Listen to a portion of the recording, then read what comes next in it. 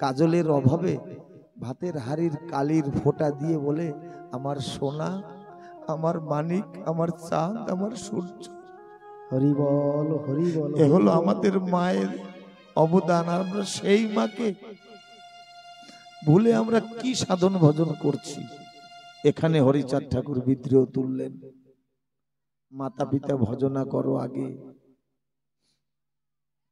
এক মা অভাগিনী কাঙালিনী বড় কষ্ট করে একটা ছেলেকে শিক্ষা অর্জন করানোর চেষ্টা করছে, কিন্তু ওই ছেলেটা স্কুলে গিয়ে প্রতারিত হতো, কারণ ওই স্কুলটা ছিল কনভেন্ট স্কুল। ওখানে ভিআইপি গণ জানারা, বড় বড় ধনাঢ্য ব্যক্তির সন্তানরা ওখানে আসতেন। ওই ছেলেটার একটা চোখ ছিল কানা। বাড়িতে এসে মাকে বলছে, মা আমি স্কুলে যাব না। বলে কেন? বলে আমাকে সবাই কানা বলে ডাকে।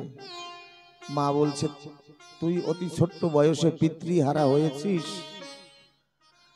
আমি তোকে কানা বলবে, আমি তার সহ্য করতে পারবো না। আমি তো তোর মঙ্গলের জন্য, তোর সুখের জন্য। তাহলে ডাক্তারের সাথে পরামর্শ করে নিজের একটা চোখ মা ওই সন্তানকে দান করে। দান করার পরে ওই কনভেন্ট স্কুলে ওকে দিয়ে আসে, পড়াশোনা করে। ওর মা রবিবার দিন ওকে দেখতে যায়। ওর আনুষঙ্গিক যারা, সহপাঠী যারা, তারা বলে, এই কানি মেয়ে ছেলেটা কেড়ে তোদের বাড়ির চাকর নাকি? মা অদূরে দাঁড়িয়ে শোনে, সন্তানের সাথে দেখা করতে যায় না। মনে মনে ভাবে, আমার ছেলের মান হানি হবে, আমি ওকে দেখা করতে যাব না। আমাকে বলুক, কানি, দুঃখ নাই, আমার সন্তান যেন সুখে থাকে। এইভাবে করে ছেলেটাকে মানুষ করে একটা ডাক্তার করেছে। ছেলেটা শহরে চলে গিয়েছে, নার্সিং হোম ভাড়া নিয়ে সেখানে নার্সিং হোম খুলেছে, ডাক্তারি করছে। কিছুদিন পরে সহধর্মিণী প্রেয়সী প্রেরণে এনেছে, বিবাহ করেছে। কিন্তু ওই যে মা গ্রামে থাকে, তার আস্তে আস্তে জীবনের বেলা শেষ হয়ে এসেছে, আর চলার ক্ষমতা নাই। একটাই সন্তান, সন্তানের কথা মনে পড়ে। গ্রামবাসীদের বলছে, ওগো আমাকে কিছু পাথেও দাও, কিছু যাবার খরচ দাও, আমি শহরে গিয়ে ছেলেটাকে খুঁজে শেষবারের মতো ওকে একটু দর্শন করে আসি। আর মনে হয় আমার জীবন আয়ু নাই। গ্রামবাসী দুঃখ দেখে কিছু কিছু অর্থ উপার্জন করে মাকে দিয়েছে।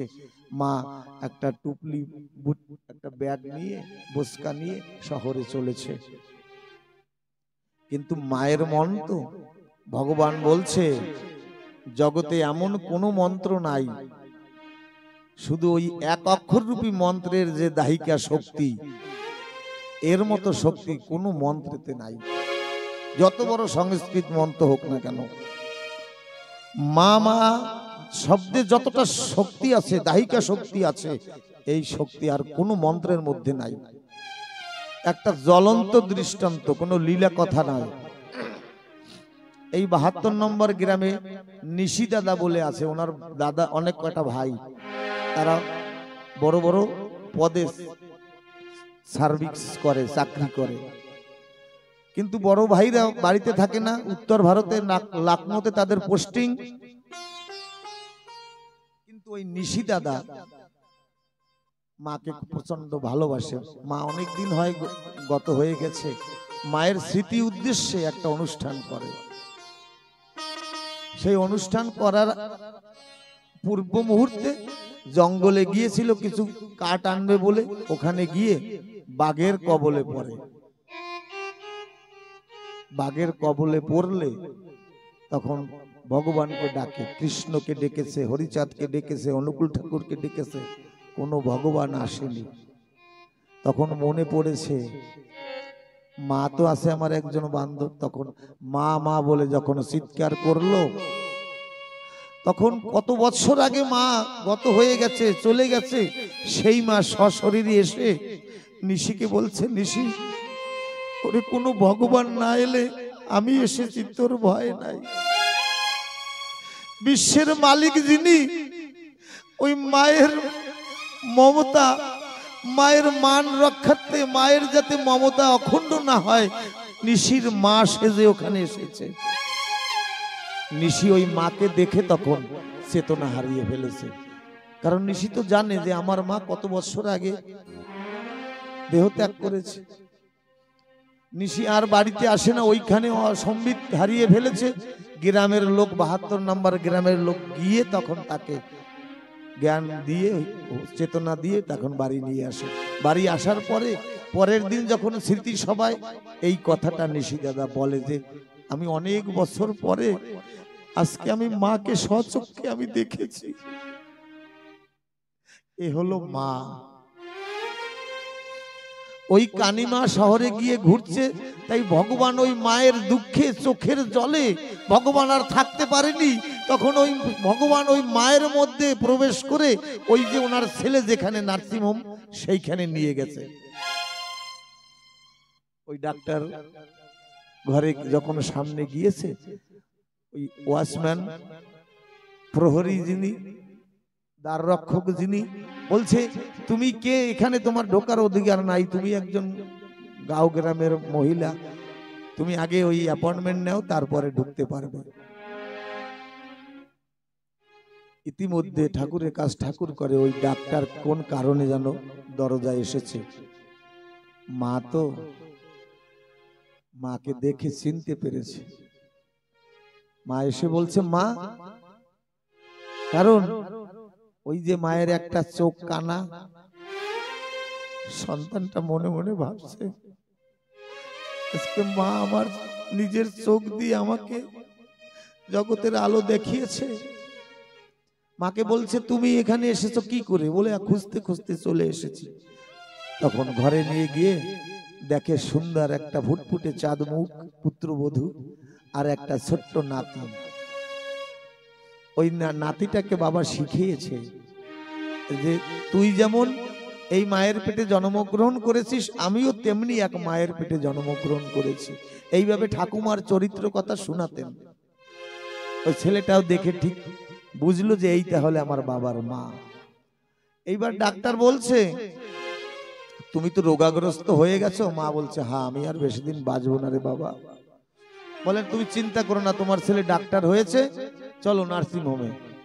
বড় বড় ডাক্তারদের ডেকে এনে মাকে 1 সপ্তাহ চিকিৎসা করিয়ে মাকে সুস্থ করেছে। সুস্থ করার পরে একখানা বিল রসিদ হাতে নিয়েছে। বলছে মা তুমি জানো এই 1 সপ্তাহ তোমার পিছনে কত টাকা আমি খরচা করেছি? বলছে কত? বলে 5 লক্ষ টাকা খরচা করেছি। তোমার আর এখন আর চিন্তা নাই, তুমি বহুদিন বাঁচবে। মা বুঝতে পেরেছে 5 লক্ষ টাকা খরচা করেছে মানে মাকে দেখানো মানে কি পয়সাটা দাও। মা বলছে আমি এত টাকা কোথায় পাবো বাবা, আমি তো লোকের কাছ থেকে ভিক্ষা করে তোকে দেখতে এসেছি। ওই ডাক্তারটা অবনত মস্তকে মনে মনে ভাবছে এত টাকা তাহলে আমার দিতে হবে। কিন্তু মায়ের মন তো, মা বুঝতে পেরেছে ওর মনে যেন কেমন একটা হালচাল, কেমন একটা প্রশ্ন ঘোরাফেরা করছে। মা বলছে আচ্ছা বাবা আমার মনে পড়েছে, কি তুই যে ঘরটায় ভাড়া থাকিস ক টাকা দিস? বলছে মা বছরে একটা 50,000 টাকা দিতে হয়। তাহলে 50,000টা দিকে তোর কি মনে আছে বাবা? তোকেও আমি 10 মাস 10 দিন আমার একটা ঘরে রেখেছিলাম, তুই তো সেই ঘর ভাড়াটা আমাকে দিসনি। আজকে সেই ঘর ভাড়াটা আমাকে দে, তাই দিয়ে তোর এই বিলটা আমি চুকিয়ে দেব। এই কথাটা যখন বলেছে, কোন সন্তান কি পারে মায়ের 1 ফোঁটা দুধের ঋণ তার শোধ করতে পারে না কোন জন্ম জন্মান্তরে। ডাক্তারের বিবেক রূপী ভিতরে যে থাকে বিবেক জাগৃত হয়েছে অপদার্থ, এখনো দাঁড়িয়ে রয়েছিস। চোখের জল দিয়ে যদি মায়ের চরণ ধৌত করে না দিতে পারিস, শত জন্ম এই মাতৃ ঋণ তুই শোধ করতে পারবি না। যখন বিবেকের ইঙ্গিত পেল তখন গিয়ে মায়ের চরণ ধরে বলছে, মা ওই ঋণ জগতে এমন কোন সন্তান নাই যে শোধ করতে পারে। মা যদি আনন্দ খুশিতে থাকে তাহলেই ওই ঋণ শোধ হয়। আমি কথা দিলাম মা, আজকের থেকে তোমাকে আর আমি নিরানন্দে রাখবো না।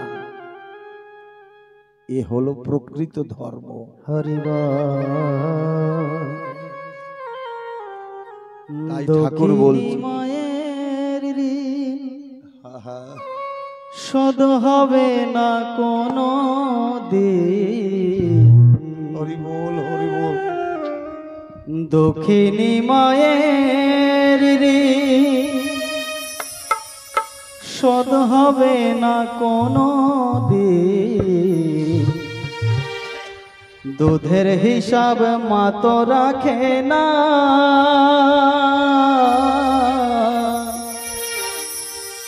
আমায় ফেলে চলে যেও না মা, আমায় ফেলে চলে যেও না। দক্ষিণী মায়ের ঋণ শোধ হবে না কোনো দিন। দক্ষিণী মায়ের ঋণ শোধ হবে না কোনো দিন। দুধের হিসাব মা তো রাখে না, আমায় ফেলে চলে যেও না মা, আমায় ছেড়ে চলে যেও না।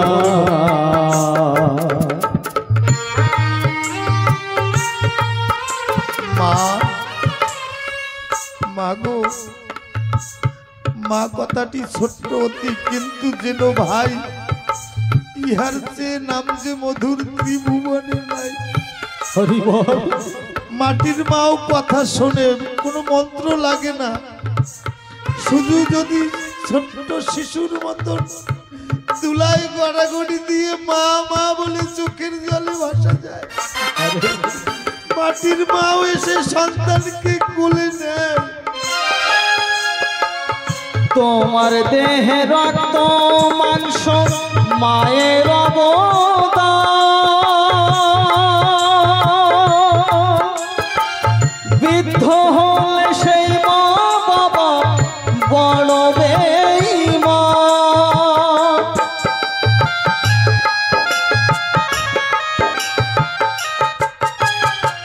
তোমার দেহে রক্ত মাংস মায়ের অবদান,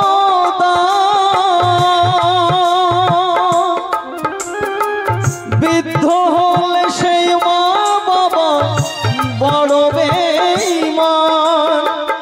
চোখের জলে বুক ভেসে যায়, চোখের জলে বুক ভেসে যায়, বৃদ্ধাশ্রম হয় ঠিকানা, আমায় ফেলে চলে যেও না মা, আমায় ফেলে চলে যেও না। দক্ষিণী মায়ের ঋণ শোধ হবে না কোনো দিন। দক্ষিণী মায়ের ঋণ শোধ হবে না কোনো দিন। দুধের হিসাব মা তো রাখে না, আমায় ফেলে চলে যেও না মা, আমায় ফেলে চলে যেও না। হে বিশ্বের, সমগ্র বিশ্বের সন্তান সন্ততিগণ, আজ এই রাতের অন্ধকারে ইউটিউবের মাধ্যমে বলে যাচ্ছি, হরিচাঁদ হরিচাঁদ বলে যতবার কাঁদো হরিচাঁদ আসবে না। কৃষ্ণ কৃষ্ণ বলে যত ডাকো কৃষ্ণ আসবে না। কিন্তু একবার প্রেমস্বরে মা বলে ডাকলে মা আর থাকতে পারবে না। হরি বল, হরি বল, হরি বল, হরি বল, হরি বল, হরি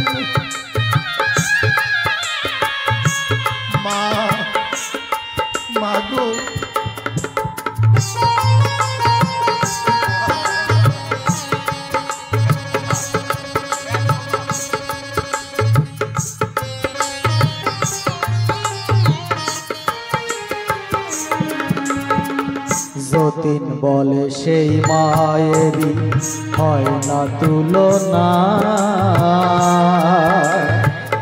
মাকে যে হারিয়েছে সে বোঝে যন্ত্রণা। হরি বল, হরি বল।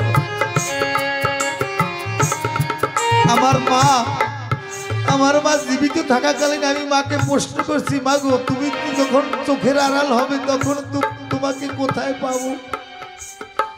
মা চোখের জল ছেড়ে দিয়ে বলছে, খোকারে এই জগতে যত মাতৃ সমাজ আছে আমি তাদের মধ্যে থাকবো, তুই যদি সবাইকে মা মনে করতে পারিস। এই কোন একজন ভাবুক গিয়ে উঠলেন, বহুজনার মাঝে মাগো তোমায় আমি দেখতে পাই, নইলে কি আর অমন করে পাগল হয়ে গান গাই। তাই মায়েদের মধ্যে আমার সেই গর্ভধারিণী মাকে আমি দর্শন করি।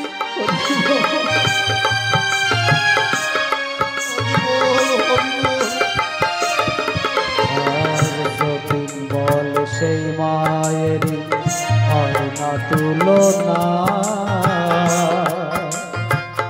মাকে যে হারিয়েছে সে বোঝে যন্ত্রণা।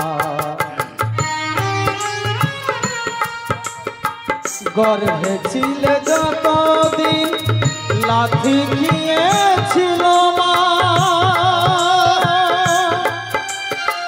শেষ বয়সে সন্তান বলে খাওয়াতে পারব না। হরি বল, হরি বল।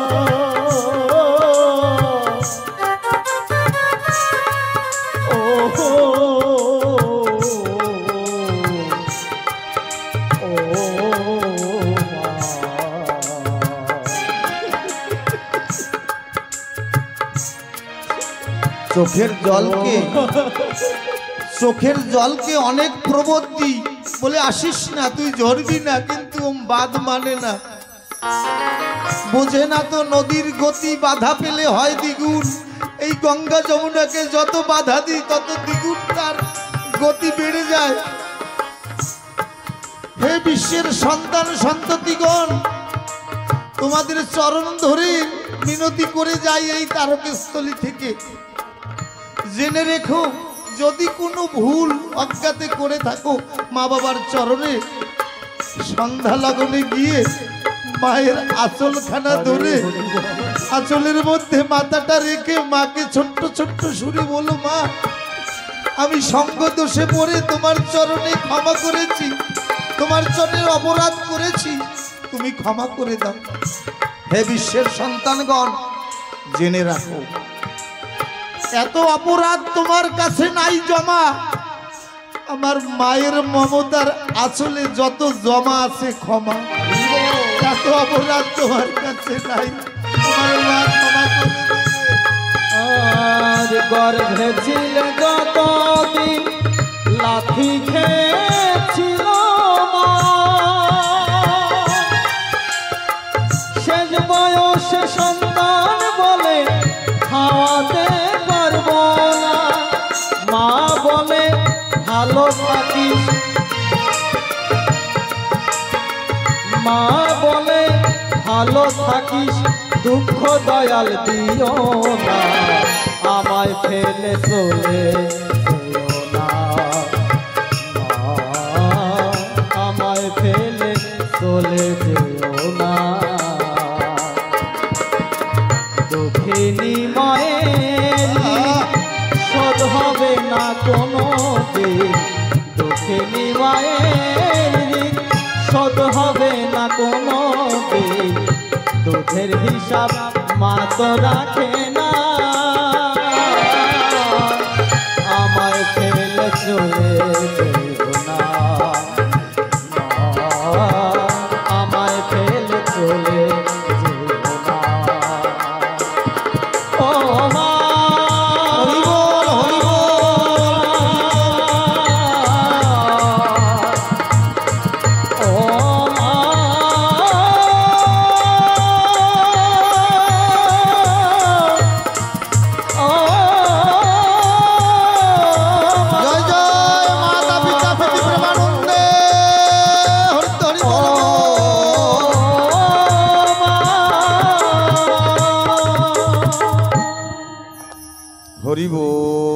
বল। হরি বল। মহাজনগণ বৈষ্ণব কবিগণ বলে থাকে আমরা যে এই জগতে পূজা পার্বণ করি এ শুধু নিজের আত্মসুখের কারণে, আমার গোবিন্দর কারণে করি না। এই অকামনা অহৈতুকী প্রেম, যে আমার হিতের দরকার নাই ঠাকুর, তুমি সুখে থাকো, এই অকামনা অহৈতুকী প্রেম যদি কোনো সন্তান মা বাবাকে ভালোবাসে তাহলেই প্রাপ্ত হয়, নচেত কোনো গীতা, কোনো ভাগবত, কোনো লীলামৃত থেকে এই বস্তু পাওয়া যায় না, কোনো গুরু দিতে পারে না। শুধু আর শুধুমাত্র আমরা জেনে থাকবো, হরি বল, বেদে কোনো ভগবানের নাম কিন্তু উল্লেখ নাই, তিনজন ভগবানের নাম উল্লেখ আছে।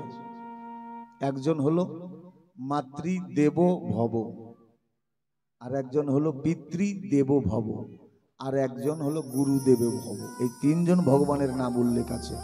কৃষ্ণ ভগবান বলুন, হরিচাঁদ ভগবান বলুন, রাম বা কারোর নাম উল্লেখ নাই। এই তিনজন হলো আসল ভগবান। ভগবান শব্দের আবিধানিক অর্থটা আলাদা। ভগবান মানে হরিচাঁদ ঠাকুর ভগবান না, কৃষ্ণ ভগবান না, অনুকূল ঠাকুর ভগবান না। ভগ যোগ বান, ভগ হলো মাতৃশক্তি, বান হলো পিতৃশক্তি। নৈশ শান্তি নিকেতনে আমি ছিলাম আমার বাবার এই মস্তকে, পিতা আস্বাদনের তরে আমাকে রেখেছিল মায়ের গর্ভে, সেখানে মা আমাকে বড় করে প্রস্ফুটিত করে আমাকে দান করেছে ধরতী মাতাকে। তাহলে আসল ভগবান হলো এনারা। কিন্তু যুগে যুগে আমরা এমন পথভ্রষ্ট হয়ে এমন দূরে চলে এসেছি, আর ফিরে যাওয়ার মতন কায়দা নাই। শহরে একটা শব্দ আছে না, ওয়ান ওয়ে স্ট্রিট, এই রাস্তাগুলো শহরে থাকে, একদিকে যাওয়া যাবে, পিছনে আসা যাবে না, পিছনে আসতে হলে আর এক জায়গাতে ঘুরে আসতে হবে। আমরা তেমনই একটা ওয়ান ওয়ে অন্ধ বিশ্বাস নামক রাস্তায় পরিচালিত হচ্ছি, যেখান থেকে আর ফিরে আসার কায়দা নাই। ফিরে আসতে হলে আবার মরতে হবে, তারপরে আবার যদি জন্ম পাই তাহলে এই অকামনা অহৈতুকী প্রেম প্রকৃত যদি মাতা পিতাকে সাধন ভজন তো সন্তুষ্ট করা যায় তাহলে পাওয়া যায়, আর এই শক্তি পাওয়া যায়। আমরা একটু মধ্যযুগে প্রবেশ করব, তবে যা বলে এসেছিলাম কিন্তু তা সেখানে যেতে পারিনি এখনো, না জানি ঠাকুরের কি ইচ্ছা। আমরা একটু মধ্যযুগে প্রবেশ করে আসি। এই যে অকামনা অহৈতুকী প্রেমে কতটা শক্তি। একদিন দুর্বাসা ঋষি, বড় প্রতাপশালী ঋষি ছিলেন, সন্দীপনীর আশ্রমে গিয়েছেন, যেখানে কৃষ্ণের শিক্ষা হয়েছিল ছোট্টবেলায় গুরুকুলে। ওই দুর্বাসা মুনি গিয়ে সন্দীপনীর স্ত্রী যিনি, তাকে বলছে, মা, হিমালয় থেকে এসেছি, বহুদিন ক্ষুধার্ত, কিছু উদর পূর্ণ করার জন্য কিছু খেতে দাও আমাকে। গুরুকুলে তো অনেক শিষ্যরা থাকে, কৃষ্ণ, বলরাম, সুদাম, শ্রীদাম, সুবল, অনেক সখারা থাকে।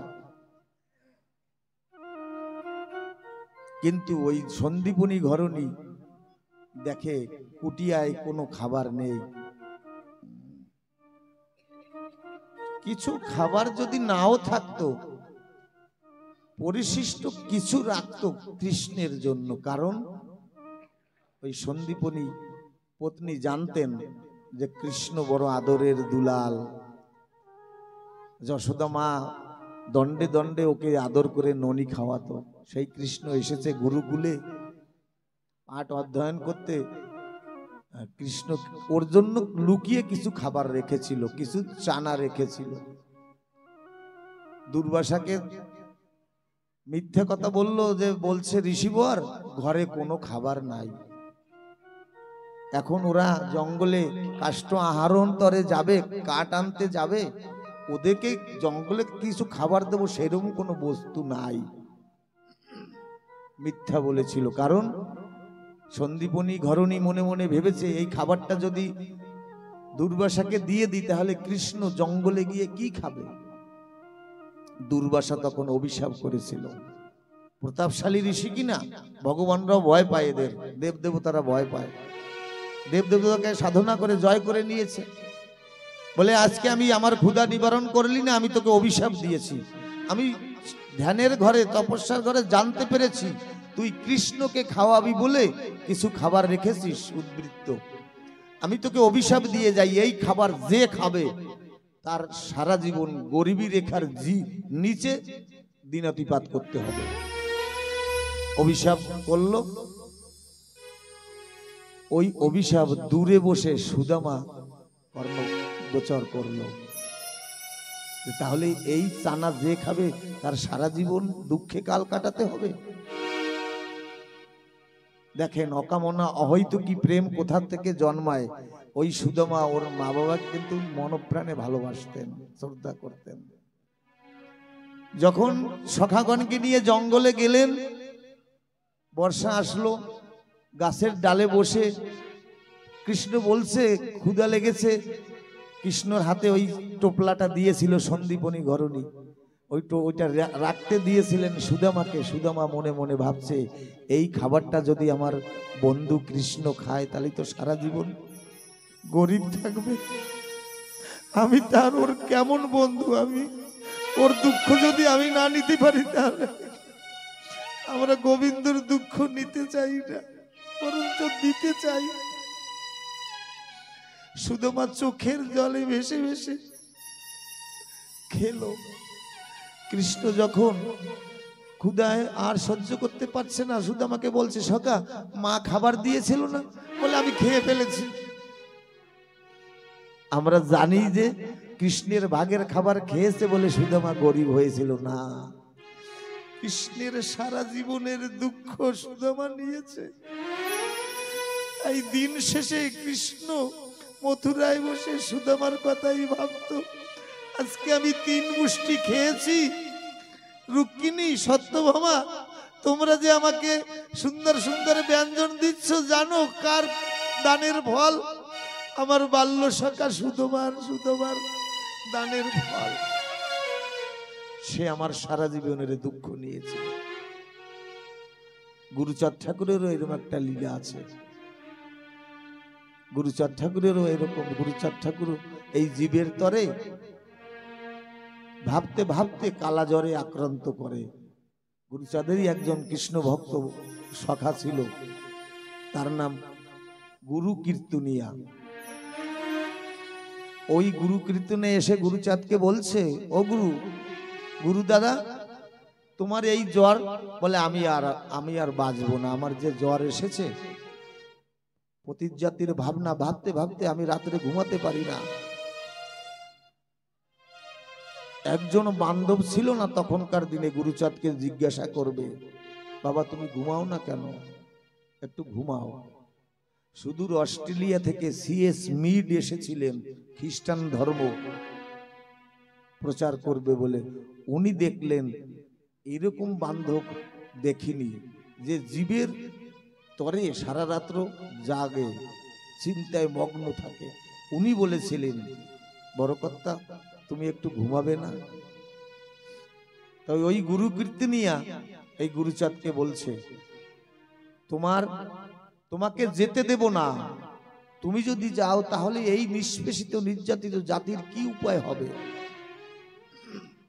আমি যদি তোমাকে গুণাক করে ভালোবেসে থাকি, আমি যদি আমার কৃষ্ণকে গুণাক করে শ্রদ্ধা ভক্তি করে থাকি, আমি কথা দিলাম তোমার ওই পালা জ্বর আমি নিলাম, যেতে হয় আমি যাব, কিন্তু তুমি এই জীবের জন্য তুমি জীবিত থাকবে। এই বলে ওই গুরু কীর্তনিয়া বাড়ি চলে যায়। তার 3 দিন পরে গুরু কীর্তনিয়া ওই গুরুচাঁদের পালা জ্বরেই তিনি মারা যায়। গুরুচাঁদ ঠাকুর ওরাকান্দি বসে চোখের জলে ভাসে, যে এরকমও বান্ধব আছে, তার জীবনের আয়ু দিয়ে আমাকে আয়ু দান করেছে। সে তো একজন কৃষ্ণ ভক্ত ছিল। হে কৃষ্ণ ভক্তগণ, কাদের তুমি হিংসা করছো মতুয়া বলে? তখনকার দিনে হরিচাঁদ গুরুচাঁদ ঠাকুরের কেউ বান্ধব ছিল না। এই যে কয়জন হিংসা করত তারাই ছিল বান্ধব। বিনামূল্যে ময়লা ধুয়ে করে সাফ, মূল্য লাগে না। যারা আমরা হিংসা করি তারা এই শব্দটা ভালো করে আঁচলে বন্ধন দিয়ে রাখি। আমি যদি কাউকে হিংসা করি তার কিছু যাবে আসবে না, তার যত দেহে পাপ রয়েছে সব আমার দেহে এসে জড়িত হবে। কাউকে যদি আমি হিংসা করি তার দেহের পাপ এসে আমাকে জড়িত হবে। নবদ্বীপে 16 জন হিংসুক ছিল, 16 জন হিংসুকের দল ছিলেন। অদ্বৈত মহাপ্রভু, শ্রীবাস। আলোচনাটা কিন্তু 3 যুগ নিয়ে হচ্ছে, শুধু লীলামৃত নয়, 3টা যুগ নিয়ে। মহাপ্রভু, অদ্বৈত, শ্রীবাস, নরোত্তম সকলে কীর্তন করতে করতে যাচ্ছে। হঠাৎ চৈতন্য মহাপ্রভু অদ্বৈত প্রভুকে বলছে, প্রভু একটু কীর্তনটা সম্বরণ করুন, একটু থামুন। বলে কেন?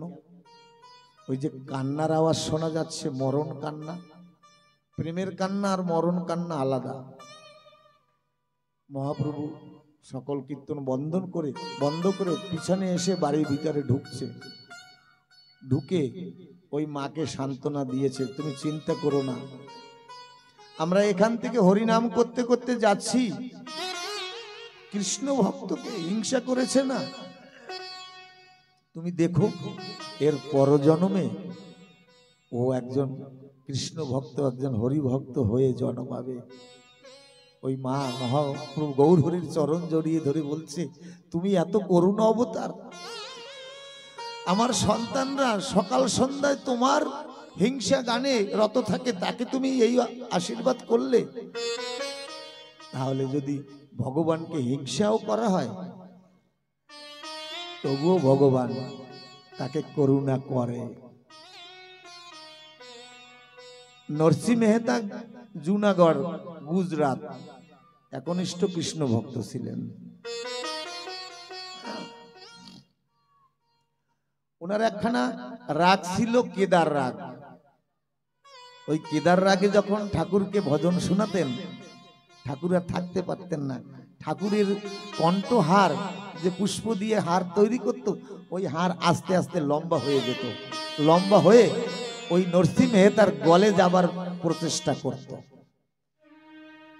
নরসিংহ মেহতা বড় দীন দুঃখী কাঙাল ছিলেন। মেয়েটা বিবাহ দেওয়ার জন্য কিছু টাকা গ্রাম্য সহকার যিনি ছিলেন তার কাছ থেকে ধার করেছেন। ওই টাকাটা ফেরত দিতে পারছে না। সহকার শেঠজি বললেন, নরসিংহ মেহতা, তুমি তো অনেক সুন্দর কেদার রাগে বৈষ্ণব ভজন করো, কৃষ্ণ ভজন করো, সবাই তোমাকে বাহবা দেয়, তুমি আমার বকেয়াটা কর্জাটা দেবে না? বলে, দেখো আমি তো দীনদুঃখী কাঙাল, কোথায় পাবো, একটু সময় দাও। ওই শেঠ বলল কি, তাহলে তুমি যে রাগটা গেয়ে মোহনকে গান শোনাও, ওই রাগটা আমার কাছে বন্ধক রাখো। তখন ওই নরসিংহ মেহতা মনে মনে ভাবলো, তাহলে কি করা, আমার এই রাগটা বদ্ধ রাখাতে যদি আমি মুক্তি পাই তাহলে তো ভালো। ওই রাগটা বন্ধক রেখে মন্দিরে ছুটছে। সহকার ডাক দিয়ে বলছে, এই রাগ আর কোনোদিন কিন্তু তুমি আলাপ করতে পারবে না, কারণ এই রাগটা তো আমার কাছে গিরবি রেখেছো, বন্ধক রেখেছো। এদিকে বৈষ্ণবগণ ফোন দিয়ে এটেছে, আজকে নরসিংহ মেহতাকে প্রকৃত পরীক্ষা করব। হয়তো চেকন সুতলি দিয়ে, চেকন সূত্র দিয়ে ভুল বাঁধে, ওই ফুলের ওজনে মালাটা ঝুলে পড়ে, আমরা প্রশংসাটা নরসিংহ মেহতার উপরে চেপে দেই, কি ওর কীর্তনে, ওর রাগ আলাপে মোহন খুশি হয়। ওরা কি করছে, একটা মোটা সুতো দিয়ে ফুলহার তৈরি করে মোহনের গলে পরিয়ে রেখেছে। এসেছে, বলে আজকে তুমি কেদার রাগ শোনাও তোমার মোহনকে দেখি মাধবের মালাটা কি করে বড় হয়। নরসিংহ মেহতা কিন্তু আজকে বিভিন্ন রাগ আলাপ করছে, কেদার রাগ গাইছে না, কারণ কেদার রাগ তো বন্ধক রেখে এসেছে। এদিকে তখন নরসিংহ মেহতা বলছে মোহনকে, ভালো ভালো, এমন সময় তুই আমার পরীক্ষা নিচ্ছিস, আমার কি যশমান প্রতিষ্ঠা আছে জগতে, সব তো তোকে দিয়েছি, তোর প্রশংসায় আমি প্রশংসিত, তোর গৌরবে আমি গৌরবান্বিত, তোর ভালোবাসায় আমি ভালোবাসি। মান যদি যায় তোর যাবে, নরসিংহ মেহতার কি হবে? আমি যে কেদার রাগে তোকে কি শোনাবো, কেদার রাগ তো আমি বন্ধক রেখে এসেছি। বলছে আহা, তুই কি কি বুঝবি, তোর কি মান আছে? কৃষ্ণকে বলছে তোর কি মান আছে? তোর যদি মান থাকতো তাহলে তুই বুঝতি মানের কি যন্ত্রণা। পদকর্তা পাশে বসে জিজ্ঞাসা করছে, ও নরসিংহ মেহতা কাকে কি বলছো? বলে হ্যাঁ সত্যি বলছি, ওর কোনো মান নাই। অনুরাগ এসেছে, বলে কেন মান না?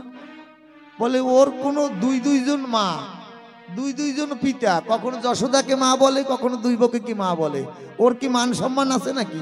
ও মানের কি বুঝবে? এইভাবে যখন অনুরাগ এসেছে নরসিংহ মেহতার কাছে, কৃষ্ণ কি আর থাকতে পারে? অনুরাগের চোখের জল যখন অনুরাগী ভক্ত যদি হয়, তখনই ভগবান এসে তার কাছে ধরা দেয়। আমার মোহন ওই নরসিংহ মেহতার রূপ ধরে সহকারের কাছে গিয়ে বলছে, তোমার কত টাকা বাকি আছে বলো তো? সহকার বলছে, বাহ, তুমি এত টাকা কোথায় পেলে? বলে যেখানে পাই। এই নাও তোমার টাকাটা, আমি যে রাগটা তোমাকে বন্ধক রেখেছিলাম সেই রাগটা আমাকে দাও। মোহন আমার ওই নরসিংহ মেহতার রূপ ধরে সেই রাগটা উদ্ধার করে এনে একজন ভক্তকে একটা চিঠি লিখে দিয়ে বলছে, এই কাগজখানা আমার নরসির কাছে পৌঁছে দেবে, আর ওকে বলবে ওর প্রাণের সেই রাগটা যেন ও গেয়ে আমাকে শোনায়। এই বলে যখন ওই চিঠিখানা এনে মন্দিরে নরসিংহ মেহতাকে দিল, নরসিংহ মেহতা দেখি তাহলে এই রাগ বন্ধ মুক্ত হলো। জিজ্ঞাসা করছে, কে এই কাজটা করলো? বলে সে পরে শুনবে যে আমাকে এই চিঠিটা দিয়েছে, চিঠিটা দিয়েছে সে বলছে তোমার রাগ শোনার জন্য মোহন ঠাকুর বড়, যে মানুষটা দিয়েছে সে বড় উৎসাহিত, উদ্বিগ্নতার মধ্যে আছে, তোমাকে জলদি জলদি এই রাগটা গাইতে বলেছে। আমার নরসিংহ মেহতা কেদার রাগে কৃষ্ণ নাম ধরলো, বলছে मैली चाँद ओढ़ के कैसे द्वार तुम्हारे आऊं,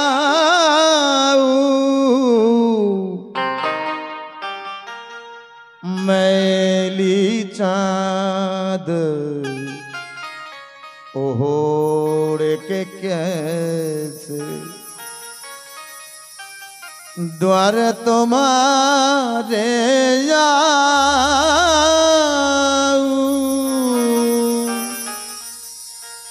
গাইছে নরসিংহ মেহতা। যখন আস্তে কেদার রাগের সুর ঝনকারিত হচ্ছে আকাশ বাতাসে, রাগিনী সহযোগ এসেছে, তখন মোহনের কণ্ঠহার ধীরে ধীরে ধীরে ধীরে প্রসার হচ্ছে। প্রসার হয়ে মোহনের ওই মালা নরসিংহ মেহতার গলায় গিয়ে পরিধান হয়েছে।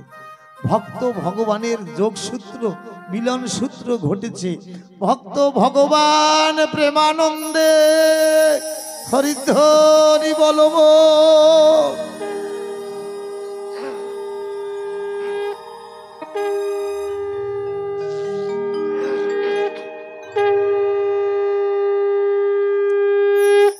হরি বল হরি বল। তাই মহাজন বলছে এই অন্ধকারটা দূর করতে হবে জ্ঞানের প্রদীপ জেলে। ফুলের তুল্য সুন্দর নাই, ভাবের তুল্য হরি পূজা নাই। বাহিরের কানে দিয়ে তালা, ভাবের ফুলে গাঁথবি মালা। সে মালা দিবে হরির গলে, পাবে হরি মন স্থির হলে। যত চাতকের ন্যায় ভক্তবৃন্দ মাতৃমণ্ডলী এখানে এসেছেন, তারা কিন্তু ভাবের ঘরে মনের বেদিতে নয়ন জলে সিঞ্চিত করে মালা তৈরি করে সকলে এসেছেন, যে ওখানে শ্রীহরি লীলামৃত সুধাযজ্ঞে পাণ্ডালে যাব, আঙ্গনে যাব, সেখানে কল্পনার ঘরে আলপনার তুলি দিয়ে নয়ন জলে মালা গেথে, মনোভুলে নয়ন জলে মালা গেথে যার যার ইষ্টকে আমরা পড়াবো। এই যে ভাবের ঘর, এই তত্ত্বটাই হলো ভক্তের প্রকৃত কণ্ঠহার। মহাজন বলছে, সত্যে প্রতিষ্ঠিত যাহা লেখা থাকে, সাধ্য কাহারও নাই তাহা ঢেকে রাখে। জগতে কোন পূজা শ্রেষ্ঠ? হরি পূজা হতে শ্রেষ্ঠ হরি ভক্ত সেবা। যেবা করে সেই সেবা তার তুল্য কেবা। তাই করে মতুয়ারা সেবা মহোৎসব, কীর্তন আনন্দে মগ্ন হরি হরি রব। এই যে বড় বড় নামযজ্ঞ, বড় বড় মহোৎসব, এর মূল কারণটা হলো এই যে কীর্তন আনন্দে যখন কীর্তন হবে, তখন সেই আনন্দে সকলে হরি হরি বলবে, কৃষ্ণ কৃষ্ণ বলবে। জপিয়া নাম মতুয়া বীরে, বক্ষ ভাষায় নয়ন নীরে। মহোৎসব আসরে হরি নাম করতে করতে করতে করতে এই যে আরম্ভে যখন মতুয়া গান কীর্তন করছিল, কীর্তন করতে করতে কে এসে চোখের জলে বক্ষ ভাসিয়ে যাচ্ছে কেউ জানে না। জপিয়া নাম মতুয়া বীরে, বক্ষ ভাষায় নয়ন নীরে। একে অপরে জড়িয়ে ধরে, কেন কাঁদে কিসের তরে? কেউ জানে না কেন কাঁদে কিসের তরে। ভক্তে তারা দেখে হরি, ধুলাই দিয়ে গড়াগড়ি। তখন সর্বময় হরিভূত হয়ে যায়, সর্বময় কৃষ্ণময় হয়ে যায়, সর্বময় গৌরময় হয়ে যায়। যে যাহাকে ভজনা করে সেই তার ঈশ্বর। তাহলে এই ফুলের মতন মনকে করতে হবে। বাবা পাগলা বলছে, গানই সর্বশ্রেষ্ঠ সাধনার মূল। লাগে না ভুলো চন্দন, মন্ত্রতন্ত্র কিচ্ছু লাগে না। যদি প্রাণ খুলে গান গাওয়া যায়, তাহলে যার যার ইষ্টকে পাওয়া যায়। মীরা রানী গান করছে, মীরাবাই। রাজরানী মীরা ভিখারিনী, গিরিধারী তোমার লাগিয়া।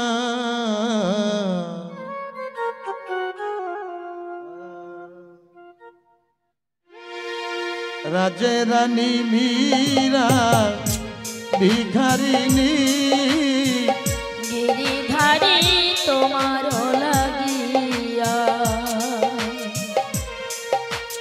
আমি পথে পথে ঘুরি, উদাসী হইয়া উদাসীনী হইয়া। হরিনাম ভিক্ষা পথে মাগি। পথে ঘুরি, উদাসীনী হইয়া। হরিনাম ভিক্ষা মাগিয়া, হরিনাম ভিক্ষা মাগিয়া। গিরিধারী তোমার লাগিয়া। রাজরানী মীরা ভিখারিনী, গিরিধারী তোমার লাগিয়া।